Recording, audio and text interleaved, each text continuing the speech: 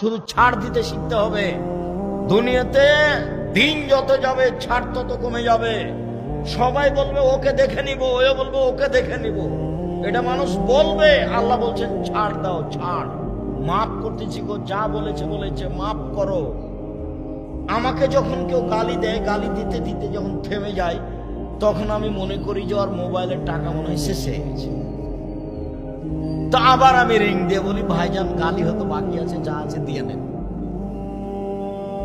কই ভুলেও কোনোদিন আমি তার নামটাও নি না।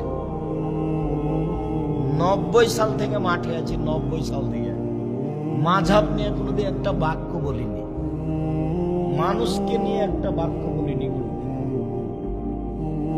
মানুষজনকে খাটো করা, অপমান করা তো বহু দূরের কথা। এক, ধান বাস জান্নাত। 2, রাগ মিটিয়ে দিতে হবে। বেশি রাগ হলে শুয়ে যেতে হবে, রাগ নেই, রাগ মাটিয়ে গেছে। 3, ছাড়, মাপ দিতে হবে, সবকে মাপ করলাম, যা। আপনার ছেলেকে মেরেছে, আচ্ছা মেরেছে যাক, গেলে মাফ করে দিল, যাও। মেরেছে, কে মেরেছে রে, দাঁত ভেঙে দিব, এটা হবে না। ক্ষমতা দেখাবেন না 1 মিনিটও, বাস মাটির মানুষ।